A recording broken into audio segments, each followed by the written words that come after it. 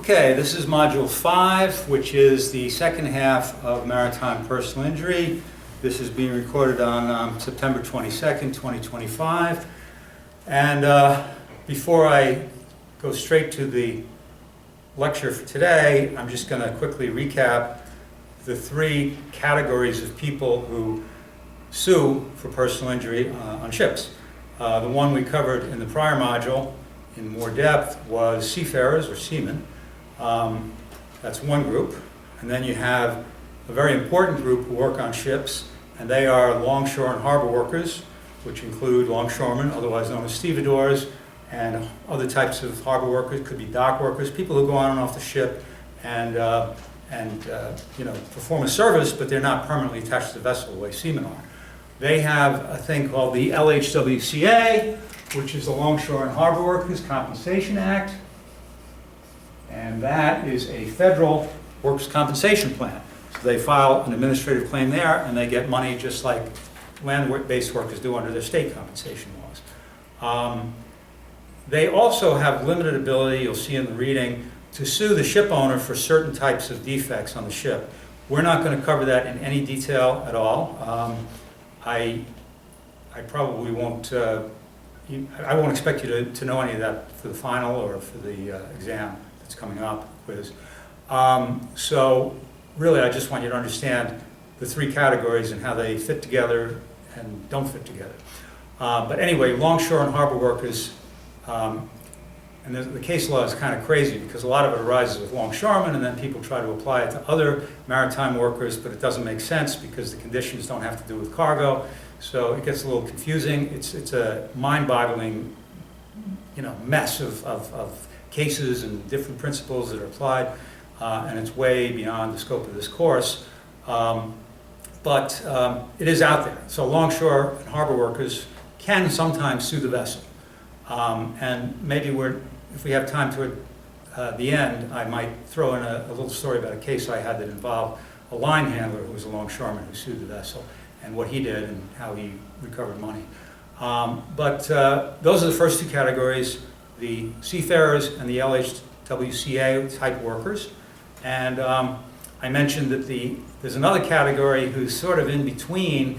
They don't have a permanent attachment to the vessel, but they're not longshore and harbor workers, but they do very important navigational work, and that's harbor pilots. Harbor pilots, at least in the Southern District of New York, are recognized to have the ability to avail themselves of the unseaworthiness doctrine, which is very important because pilots very often, unfortunately very often, fall from the pilot ladder, either boarding or disembarking, and it's a dangerous job in that respect because you have to rely on the ship to rig the pilot ladder, and if there's a defect, you have no control over that. And you could be in heavy seas, and you have to go from the pilot boat onto that ladder and climb up. And disembarking outside Sandy Hook, you gotta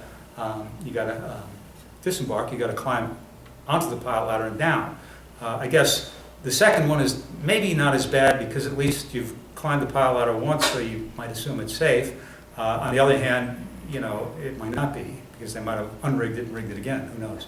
But there have been a couple of serious injuries, one death, one very serious injury in New York Harbor with the Sandy Hook pilots in the last decade.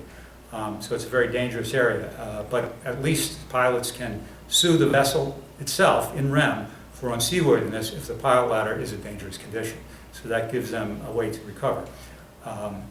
Now the third category, which we're going to get into today, is basically everybody else, everybody who doesn't fit in those categories.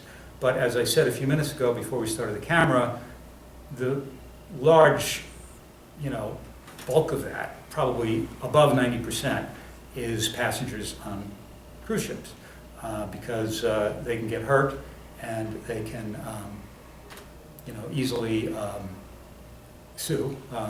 I mentioned, and this should be in the video, almost all passenger tickets these days, which are contracts, have a forum selection clause. And to refresh your memory, a forum selection clause is just a passage in the contract, a clause in the contract that says where disputes will be resolved under the contract. And what they put in most passenger tickets today is a forum selection clause that says it's Miami. It could be state court, it could be federal court, but it's Miami. And Miami is well developed, lots of case law in both those courts that probably look to each other for not precedent, but persuasive opinion. and there are many, many law firms. The joke is, and I don't know if it's really true, but there's like a road where there's all the plaintiffs' firms on one side, building after building, and defendants' firms on the other side that represent the cruise ships. I don't know if that's really true. They might be scattered around the city, but it's a big, big venue for passenger personal injuries. So those are the two we're going to talk about today: longshore and harbor workers, the LHWCA, and everybody else, by which I mean, for the most part, passengers. The LHWCA, as I said, is a workers' comp scheme, and I'm just going to pull up the reading here, and I will try to cover some things in order in which they appear in the reading.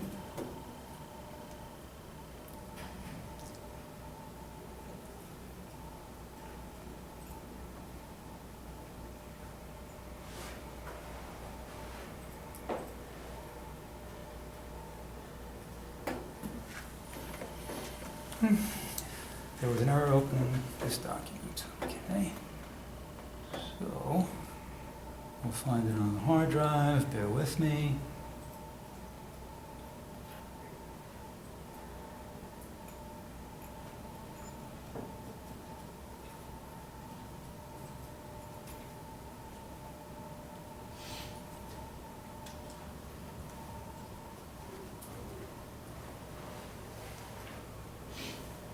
By the way, a quick aside, you will see the phrase choice of law clauses. That is not the same as a forum selection clause. That is a clause in the contract about which law applies. So you could have a contract that says New York law will apply, but the forum of choice will be, federal courts in the Northern District of Florida. They might want to do that. They might want to have state law, one state apply, but have another court here. It'd be a little wacky, but things like that happen. So choice of law is a different thing from forum selection clause. I just happened upon something there. Now the text at page 87, which is the same as PDF page 97, there's a 10-page gap there because of the table of contents in the front. So if you look at this on your laptops, it's right in the introduction. It says, with respect to maritime personal injury and death law in the United States, 3 classes of employee claimants are likely to be encountered. 1, seamen; 2, maritime workers who are not seamen; and 3, offshore oil and gas workers, right? That's employees. We're talking about the 3 classes of people who sue, so you have seamen, maritime workers, and everybody else. And of course, I guess you could say that includes offshore oil and gas workers, but we're not talking about those in this course at all. We're talking about non-employees as that 3rd category, people who are guests or passengers. We're not going to cover offshore oil and gas workers at all in this course. And then they have, next line, additionally, suits are brought by passengers, and in recent years, litigation involving recreational boating accidents resulting from the operation of small pleasure boats or personal watercraft, such as jet skis, has increased. So that's yet another category, I guess, in the everybody else category. Maritime law might apply, and it might be a jet ski case. But for the purpose of this course, the 3 broad categories are seamen, other maritime employees under the LHWCA, and everybody else, but the only focus we're going to have on it, on the everybody else category, is passengers. We're not going to talk about oil and gas workers or jet ski riders. We're just going to focus a little bit on the passengers. Now we're going to start talking about LHWCA. And there's a section here about what damages you recover. We're not, you can take a look at that.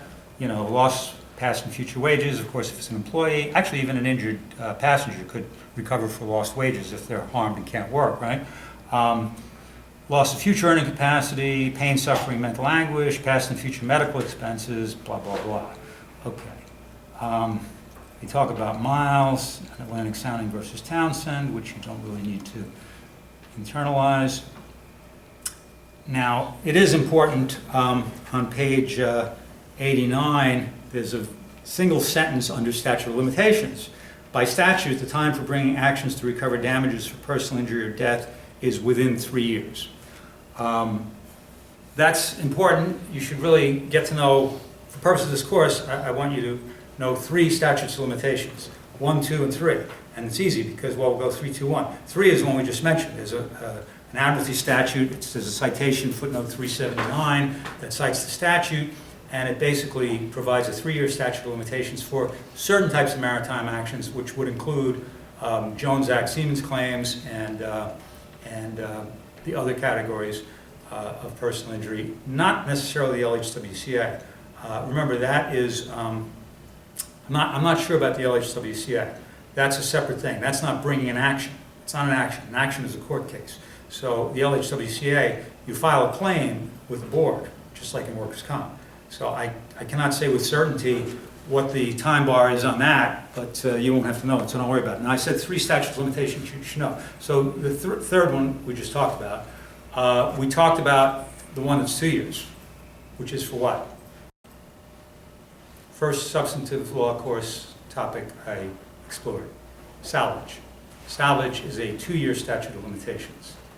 And then the one area we haven't covered, one of the areas we haven't covered is COGSA, Carriage of Goods by Sea Act for cargo claims, and that has a 1-year statute of limitations. So I'm just putting this in as an aside to tie things together. 321, maritime personal injury claims and other types of claims that go into court would be 3 years, salvage claims would be 2 years, and cargo damage claims under COGSA would be 1 year. So those are good numbers to know for purposes of multiple choice questions down the road.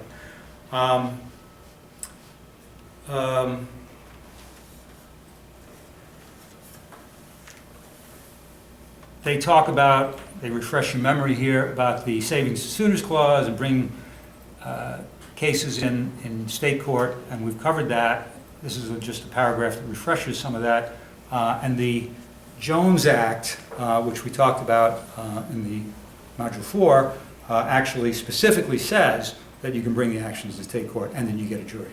So remember, in admiralty, generally speaking, if you're in federal court in admiralty, you don't get a jury trial. You have a judge deciding the facts and the law. It's called a bench trial. And there are ways around it. You know, you could bring it in under a different basis for jurisdiction. Maybe I got a maritime claim, not a Siemens claim because he's going to get a jury, but a maritime, I don't know, a cargo claim, say, and it's a citizen of New York sued, a company in New York suing a company in New Jersey, and they go into federal court, district in New Jersey, and they sue under diversity. Diversity jurisdiction would allow you to get a jury trial. So then you don't frame it as a maritime claim, you frame it as a diversity claim, and you can get a jury. I don't think that happens a lot because I think cargo cases would confuse juries, but the truth is most cargo cases settle anyway, so going to trial is kind of an unlikely event. I'm going to go now straight to LHWCA. You don't need to know anything about removal, which is at the top of page 90. Removal is when you take a case out of state court and bring it into federal court.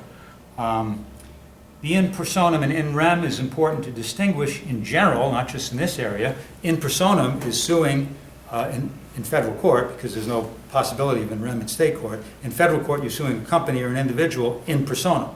It's one of those, of the 3 types of defendants you can sue in federal court under admiralty. You have real people, living, breathing human beings. You have corporations, which are artificial persons, and you have vessels or other maritime property in rem. The property itself is the defendant. So this is a brief review of that. You can't bring an action under the Jones Act in rem. If anybody remembers, though, one of the 3 causes of action that seamen have has to be brought in rem technically, and therefore you couldn't bring it in state court, but I think a lot of lawyers make this mistake, and maybe a lot of judges too. What is that? Of the 3 that seamen have, quick review, they have Jones Act negligence, that's against the employer, that's not in rem. They have maintenance and cure, that's not in rem. What's There's an unseaworthiness. Unseaworthiness. The unseaworthiness condition is the vessel's problem. It doesn't even have to be the fault of the owner or operator. If there's an unseaworthy condition and it caused the injury, the plaintiff can sue in federal court, sue the vessel in rem, and do that. In fact, that's exactly what the pilots did in these 2 cases that were big in New York Harbor here, where one died and one he fell from the pilot ladder, landed on the steel. I think that was Murray. He landed on the steel deck, and he had multiple surgeries to his feet and lower legs because landing on a steel deck, unless you're Superman, you fall 30 feet, 20 feet from a file ladder and land on a steel deck, your legs are never going to be the same again, and you're going to need a lot of surgery to even get close. So that was an in rem action. Seamen's remedies we're now going to skip. It mentions the three primary remedies, and I want to scroll down to the LHWCA.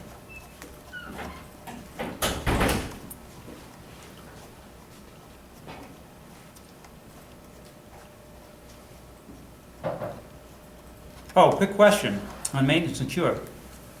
What if the seafarer goes ashore in port and gets injured in port while still in service of the vessel? Are they entitled to maintenance and cure? Yeah. Yes, generally yes. Which is really rough on the ship owners, right? Because seamen are known to do kind of crazy things in port sometimes. So the incidence of injury, a sentence that's wrong on page 94, PDF page 114, it says only seamen have a cause of action for unseaworthiness. That's not true. What other special category of people have been found, at least in the Southern District of New York, to have that?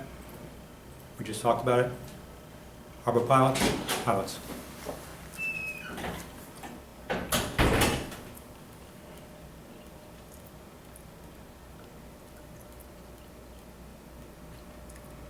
Okay, page 97, I'm sorry, 107. When I said 114, that would be 104. It's a 10-page gap. So 117 on your PDF counter is page 107 on the number of pages on the bottom. And if you remember that, you can get to things pretty quickly if you're hopping around fast to do an exam or something. And remind me to go over the exam schedule for this week, because we're going to have one this week on Brightspace. It's already been uploaded, but it hasn't been released yet. And here, second paragraph, under Maritime Workers' Remedies, on page 107, PDF page 117, the LHWCA, Longshore and Harbor Workers' Compensation Act, is essentially a federal workers' compensation statute. And it even says, in which a covered worker accepts less than full damages for work-related injuries. In exchange, he is guaranteed that these statutory benefits will be paid for every work-related injury without regard to fault. So you don't have to prove negligence or unseaworthiness. If you're one of these covered workers, you'll get your money. You won't make anywhere near as much as a seaman is likely to make in a Jones Act negligence case, or even what a pilot would make if he has a viable unseaworthiness claim against the vessel and was seriously injured. The pilots are not covered under the LHWCA. By the way, there's a lot of case law out there that says you're in one or the other. You can't be in both. So if you're covered by the LHWCA, you're not a seaman. If you're a seaman, you're not covered by LHWCA. Two separate universes. Now, a little aside on that, it's not in the text, which I had to confront in a case a year or two ago. Sometimes people mistakenly file LHWCA claims. The case I'm talking about, it was a marine dock worker who was permanently assigned to a barge. And he even did some of the, mission of the vessel kind of stuff on the barge, helping to moor it, secure it, all that stuff. And he didn't know that, and he filed an LHWCA claim. So he can't be a longshore and harbor worker and a seaman, but then when I got the case, there was already talk of, wait a minute, maybe he's a seaman. Would the fact that he filed the claim prevent him from getting it? Actually, no. He could have mistakenly filed the claim, and the court say, well, okay, if you're a seaman, you're a seaman. It doesn't matter that you mistakenly filed the claim. Maybe you have to pay the money back or something. But, you still, if you have seaman status, then you have seaman status. And the fact that you mistakenly did an LHWCA claim does not prevent you from later saying, no, I was wrong, I'm a seafarer. So that's usually after the lawyers come in. And in this case, the briefing was intense, and I had oral argument in front of a state court judge, and one of the big questions that the other side was trying to raise is, well, he may have done a little seaman's work on the barge, but that was only a small percentage of his work there. Mostly what he did was, LHWCA type work, dock-related, blah, blah, blah. But the judge asked me, well, is there a percentage of what seaman's work, how much of what he does has to be seaman's work in order for him to be considered a seaman? I said, no. He has to contribute to the mission of the vessel. And he contributed. So So even if he contributes 1% of his time to mission of the vessel, that still is one of the criteria for being a seaman satisfied. And what happened with that case, the judge needed a lot of briefing, discussion, because the judge had a lot of questions, state court judge who was not familiar with this area of the law. And I think after the briefing and oral argument, the defense side said, well, you know, it's not looking good for us. So they threw a lot of money at it and settled, which often happens in these things. Okay, so that's the intro. Now,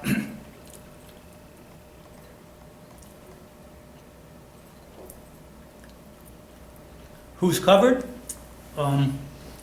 Those who are engaged in maritime employment, page 108, PDF 118. Coverage under the LHWCA is accorded to those who are engaged in maritime employment. This includes, quote, any longshoreman or other person engaged in longshoring operations, and any harbor worker, including a ship repairman, shipbuilder, and shipbreaker. I think sometimes dock workers can fall into this category, so that's not an exhaustive list. It says including ship repairman, shipbuilder, and shipbreaker. So shipbreakers are like, you know, going to a shipyard and taking things off, like what's going on with the SS United States down in Mobile. Well, there you go, next line. The list of individuals is illustrative rather than exhaustive, meaning that's just, you know, listing some, but there are others.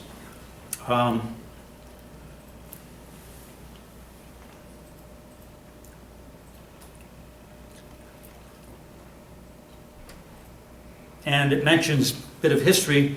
Originally, the vessel had to be on navigable waters in order for the LHWCA to apply, and then in 1972, the statute was amended. I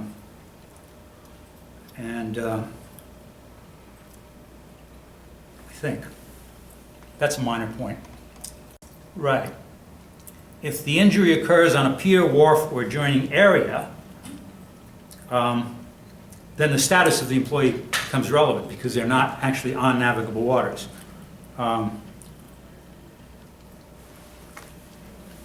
Again, a fine point. The LHWC also applies to injuries occurring on the high seas. Probably not something that happens often because most of these harbor workers don't get out on the high seas, but it's possible that they could. You might have a ship repairman who then rides the vessel just from one port to another and is out into international waters, which is basically synonymous with the high seas, and gets injured on board, so they're covered by the LHWCA. So they don't have to be dockside to be covered, and they don't have to be longshoremen. You know, longshoremen you wouldn't see riding the ship from one port to another very often. They're usually, you know, in the port.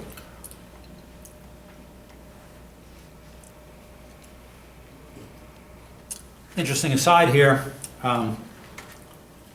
paragraph on page 121 PDF, which is 111 of the numbered pages, the shoreward extension of coverage under the 1972 amendments. Remember, the LHWCA was enacted in the 1920s and then amended around 50 years later in 1972. So they have created what's called a jurisdictional overlap between the LHWCA and state workers' compensation statute. So you could be injured on a dock in New York, and you could file workers' comp under the LHWCA, and according to this, you can still file for both LHWCA and New York workers' comp. So I guess you can get double recovery. Let's see. No, you can't get double recovery.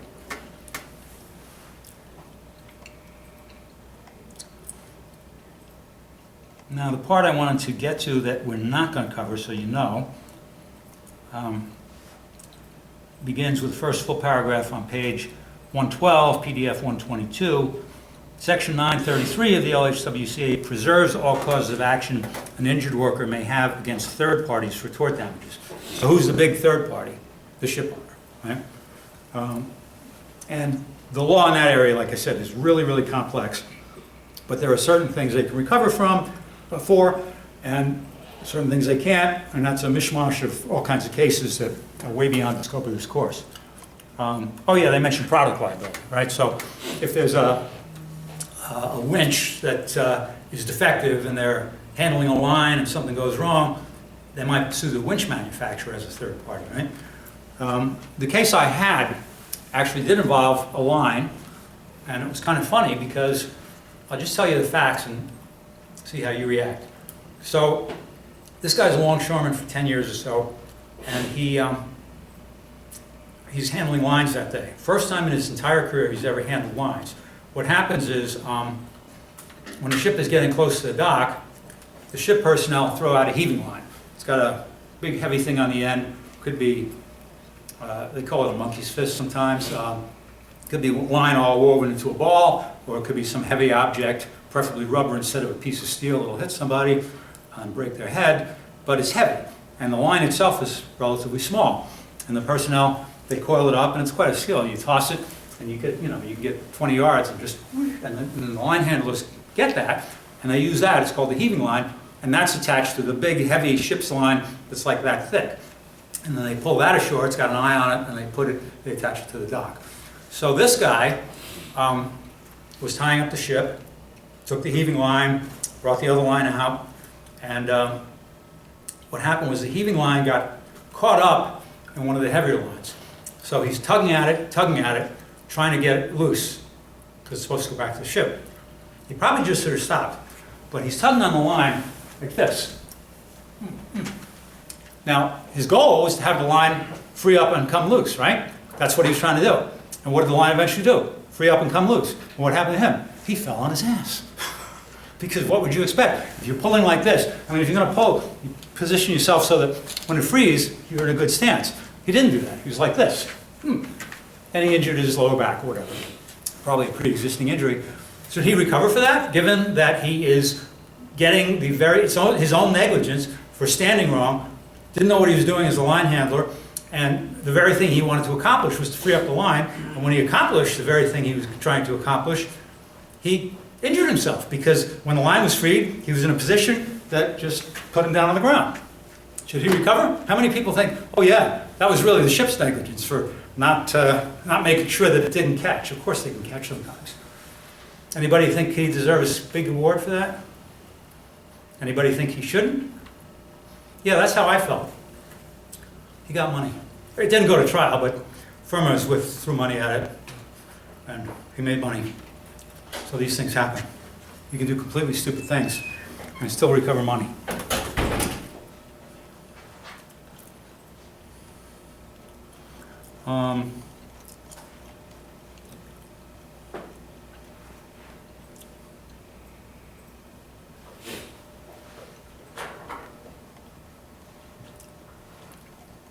So there's a bit of redundancy here. They talk about that right, and then they get into all these cases about the guidelines, setting forth the duties that a vessel owes to maritime workers. And basically it's stuff that is the ship's responsibility, not the stevedore's responsibility. Most of these cases arose, these LHWCA third-party cases arose with longshoremen. Just like passengers, out of those groups of LHWCA workers, the biggest group is longshoremen, because they're doing dangerous work, and they're the biggest population that goes on and off the ship that's covered by the LHWCA, right? Because you've got, longshoremen, by the way, they include all kinds of people. They could be truck drivers, because on a roll-on, roll-off vessel, you actually drive the cargo up a ramp and secure it on the vessel, right on the chassis. On a lift-on, lift-off container ship, there are drivers who are longshoremen who bring the container on the chassis to a spot that's marked, on the blacktop, and then a crane picks the container off of the chassis and lifts it and stacks it on the ship. So the truck drivers are longshoremen. The people who work on the ship to secure the cargo are longshoremen. The people who, let's see, what other kind of cargo? Well, you could have crane operators, right? I told you on a lift-on, lift-off container ship, there's somebody up there who, operates a crane and picks up the containers and stacks them on the ship. They're longshoremen. Quite a lot of different sub-jobs within longshoremen. The line handlers are longshoremen, like the one I just told you about. So a lot of different jobs in longshoremen, right? It's not just the old, a pallet of goods comes on and then they take it off the pallet and stow it in the hole. It still occurs, but now with containerization, there's a lot more versatility in what longshoremen do. What about tankers? If you're pumping and you're on the ship, who controls the ship's pumps if you're discharging? Do longshoremen come aboard and pump the cargo out? No. No, tanker personnel, the tanker people do that. Tanker mates are, specialized area of merchant mariners, right? They have to know all about the system they're dealing with. The shore personnel who pump onto the vessel, I don't think they're considered longshoremen. I actually don't know the answer to that. So if anybody wants to do a little legal research, do it, and then if you're toward the end of the semester and you need extra credit, you might bring that to my attention. There it is on the video, extra credit opportunity, because I don't know the answer. My inclination is to say they are not longshoremen, that longshoremen handle only dry cargo, at least dry cargo that's pumped. Longshoremen handle only dry cargo, but they would also handle liquid cargo that's not pumped. That's what I mean to say. By which I mean, tanker trucks full of some kind of product, right? That are driven onto the ship. Maybe you got a tank of acetone, and they're shipping a small enough quantity that it fits into a tank that's on a truck, and the people who drive that truck are certainly longshoremen. But the pump, and you can kind of split your recovery if you have dual capacity employers. That's on page 116, which is PDF 126. That's another nuance that I'm not going to hold anybody responsible for. Liens, I mentioned employer liens. Those are not necessarily maritime liens, and that's something we're not going to really get into. I may not have even assigned this far into it.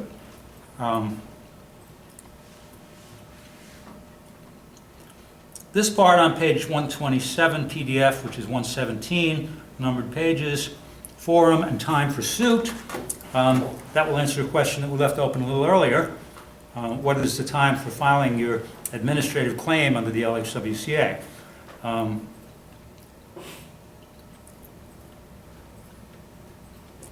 Yes, okay.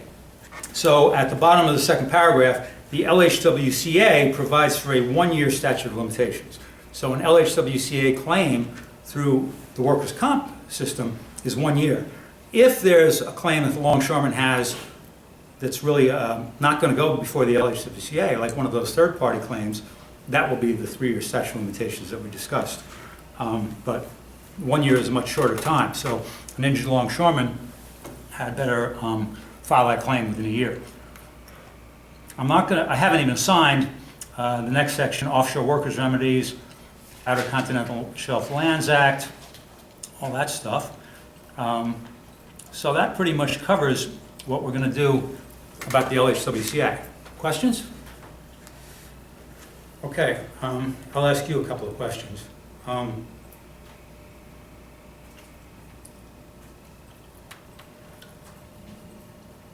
Would a pilot be covered by the LHWCA? Not in New York, anyway. Not in the Southern District of New York. There may be case law in other circuits and other district courts that says the contrary. The courts don't always agree with one another. But in New York, the pilot is neither LHWCA nor seaman. The pilot is a special category, and in the Southern District of New York, the best vehicle to sue for that pilot ladder injury is the unseaworthiness claim, because the Southern District of New York has held that pilots are pilots are entitled to the benefit of unseaworthiness doctrine. So they can sue the vessel in rem for unseaworthiness when the pilot ladder is unseaworthy and they're injured or killed. And actually, if they're killed within territorial waters, that brings a whole other wrinkle on this other case that I think is still pending. And that may be Murray, I confused the two. But the thing is, if it's on the high seas, there's a whole separate statute, which we generally don't cover in this course. It's in the reading. I didn't assign it, I don't think. It's the Death on the High Seas Act. So the Death on the High Seas Act is a whole special enactment by Congress that covers only deaths. So if they live, it doesn't apply. And it also doesn't apply within the territorial waters. It has to be out beyond the 3 or 9 mile limit. I think in some states it's 9 miles. And I'm not sure of all the nuances, but bottom line is the pilot that I was talking about there was a lot of litigation over exactly where he fell, whether he was in international waters or within U.S. territorial waters. Because if he was in international waters, Death on the High Seas Act would apply, and it would probably recover, he would probably recover less as a result of that. Whereas if he gets to benefit from the doctrine of unseaworthiness, he would get more. But the DOHSA, the Death on the High Seas Act, is preemptive, meaning that if you fall into that category, you only get what's under the statute. You can't double dip and be one in both and one in each. You have to go with Death on the High Seas Act. So that, I'm not sure if that's even been resolved in the litigation that I think is still ongoing over that other pilot. All right, we're skipping Outer Continental Shelf.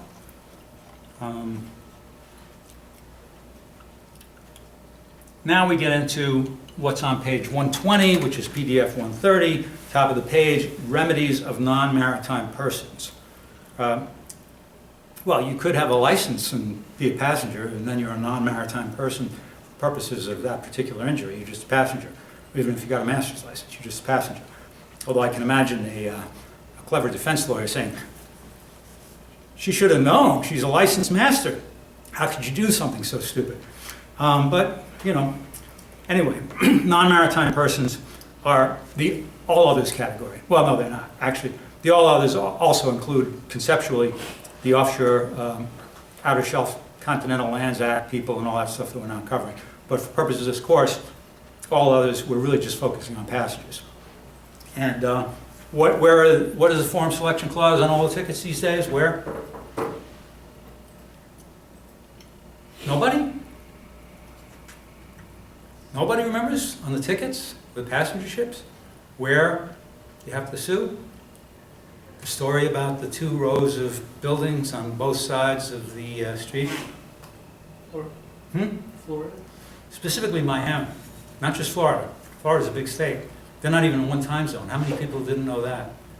That Florida actually has 2 time zones. So up on the Panhandle, you're in Central Time, which has saved me a lot of grief because there have been nights I'm admitted to the Northern District of Florida, and I was suing in the Pensacola Division, and I had to put in a brief by midnight. But do that electronically, it's not midnight till 1 a.m. So it gave me that extra 60 minutes to finish my work and file it within the deadline.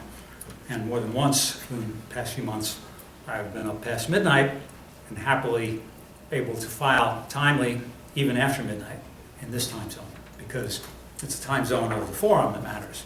But that's a nuance of practice that is not really too important for the course. Anyway, the remedies available to these passengers, now they put it under the heading of remedies, but they don't say what the remedies are right away. A ship owner is liable when it or its employees negligently causes an injury to a person lawfully present aboard the vessel. Ship owner is liable when a passenger is injured or a passenger's property is damaged by explosion, fire, collision, or other cause. Well, other cause covers a lot. But let's talk about the types of damages, remedies.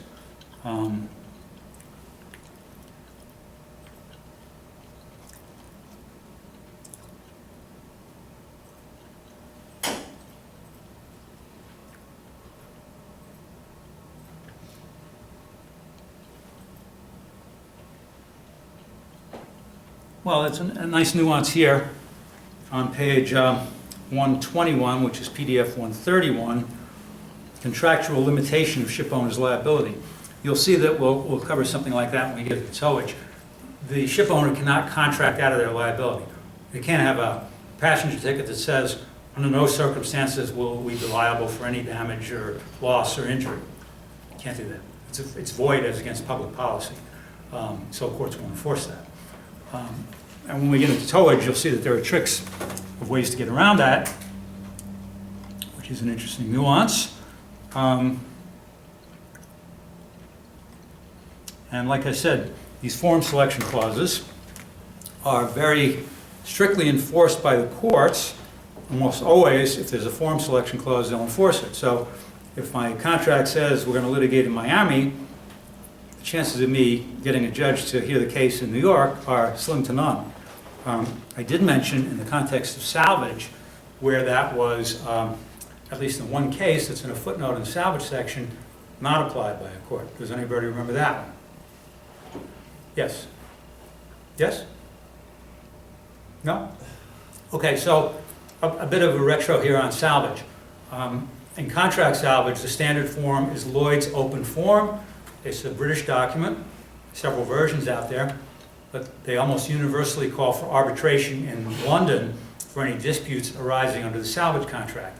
The case I'm referring to, which is mentioned in a footnote, involved a couple who owned a boat, and they contracted with a salver, and the form selection clause, unsurprisingly, said arbitration in London, and they went into court, I think in Florida, probably federal court, but I'm not sure, and they said this is unfair. We don't want to have to go to London to arbitrate. Everything happened in the U.S. We live in the U.S. Our boat is in the U.S. Blah blah blah. And the court, rather unusually for courts in this area, said, "You're right. I'm going to order arbitration to occur here in the United States. So you don't have to fly to London and hire British solicitors and barristers to handle a case, because even in arbitration you have lawyers, and you can do it right here in the U.S." That's a little unusual. But it has happened at least once. I believe it was a Florida court, or I should say a federal court in Florida. So if the same thing were to occur in another circuit, like up here in the Second Circuit instead of the 11th, you might not see the same result. They're not bound by that. Precedent among the circuits is only within the circuit. So the 11th Circuit could have a different view on that issue than the Second Circuit. And that's called the circuit split. We talked about that when we had the diagram with all the pretty colors of the United States and the various federal circuits. But by and large, the takeaway here is that forum selection clauses are almost universally enforced, and in the context in which we're now discussing it, which is passenger ship liability, virtually all of them call for litigation in the courts of Miami, Florida, whether state or federal, and even if you didn't read the ticket, you're bound by that. Even if you say you didn't get a copy, you're bound by that. You get on that ship, the terms and conditions of the passenger ticket apply, it's a contract, and you're bound by it. And the forum selection clause puts you in Miami for any disputes. And that's not really terrible. I mean, you know, you might have to go down there to testify, but you can do most of the work by hiring a lawyer down there if you live in California or Seattle or, you know, wherever. And you might have to fly to Miami for testimony, but you can litigate right here in the United States, hire one lawyer instead of two, which is what you have to do in England. Does everybody know about that? Barristers and solicitors in England? The profession is divided. The solicitors interface with the client, and the barristers interface with the court. So you have, instead of one layer between the party and the court, you have two layers. So it kind of doubles the money, I guess. You know, you got to pay both of them. So if you're a party to a lawsuit in England, you've got to have your solicitor, who might talk negotiation with the other side, file the papers, etc. But then when somebody appears in court, they put on the wig. I think they still use wigs, and that's the barrister. So every time I see one of those signs on the door that says no solicitors, I write underneath barristers only, and maybe about 1% of the population gets that. But I thought it was kind of cute. We're really not going to do recreational boating. How many people here on boats? Not a lot of boaters, good. So you're not missing anything. I have a really, really cool boat. It's a kayak. Somebody left me when they went to Mexico. It's been sitting in my backyard upside down, gathering mildew and rain for several years now. I haven't actually brought a paddle, so I'm not eager to get out there with my kayak and try to paddle with my hands. That would probably not be a wise move, but one of these days maybe. But I never wanted to own a boat. Everybody knows all the boat jokes, right? A boat is a hole in the water into which you pour money. There are the two best times in a boat owner's life are when he gets the new boat and when he gets rid of the boat. And BOAT stands for break out another 1,000. You know, there's all these boater jokes because it's an expensive hobby. And personally, I don't really like being confined on small vessels. I'm not even crazy about being confined on big vessels. So I see no reason to spend money buying and insuring and maintaining a floating hole in the water to pour money into. So I have my kayak. And that's not as confining because when you're in a kayak, you feel like you're just self-contained in the kayak. It's like you, and it's open space all around you, so you don't feel cooped up on a small